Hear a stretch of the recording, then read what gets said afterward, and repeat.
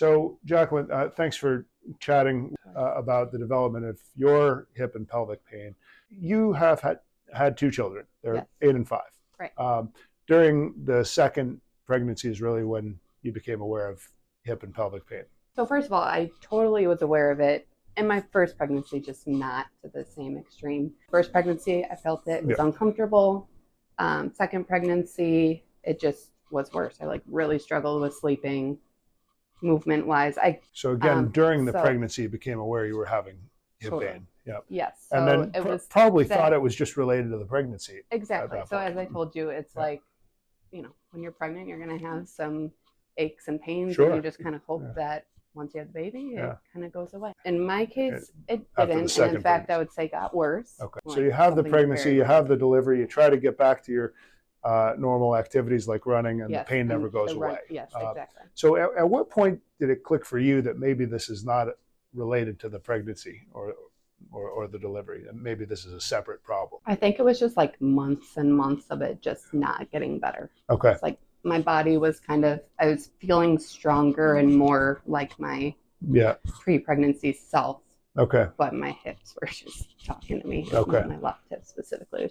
And where was the pain that you were feeling? I would say it's always been achy, but it was pretty much anterior. Okay. In the front. So anterior, maybe a little lateral. Yeah. There's something we call the C sign, where a patient takes their hand and cups it like a C to the side of their hip to kind of show where the pains are. Yeah, just like that. Yep.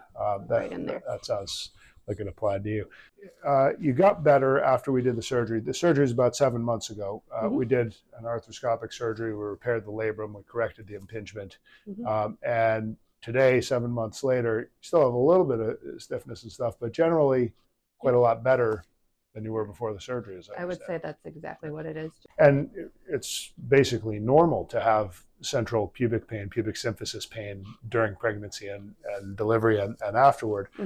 And in a lot of cases, it goes away, but in some cases it doesn't, and people develop either instability or arthritis of the pubic symphysis. You've had some continued pain there, and you do have some signs of arthritis. As far as the pubic symphysis pain, we poke right on the pubic symphysis. If that replicates the pain, that's pretty specific to identifying pain coming from the pubic symphysis, and obviously you have that as well. Yeah.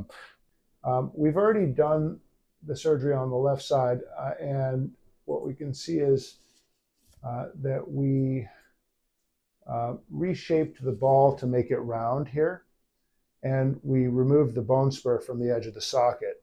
So those things cure the impingement. On the right side, you can see that this is round here, but here it's out of round. That's called the cam lesion. And then this here is the bone spur on the edge of the socket. Those two are colliding with each other. That is impingement, or femoroacetabular impingement. We also see at the pubic symphysis that there are some signs of early arthritis. There's a bone spur here, and a little bit of irregularity, so that the height of this side is a little higher than this side. So there was clearly some instability that developed into arthritis of the pubic symphysis joint. Hopefully that can get better with an injection. We do injections under ultrasound guidance into the pubic symphysis. In the extreme cases, there's a surgery that we do arthroscopically to remove the arthritic bone from the edges of the pubic symphysis.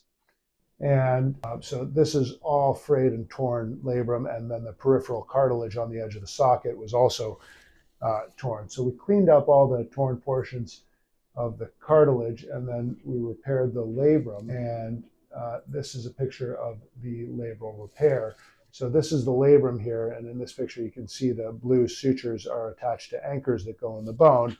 So that's how we repair the labrum to the bone. The happy thing in your case is that we're able to identify that you did have a labral tear, fix the tear, and now you're much better. Yeah.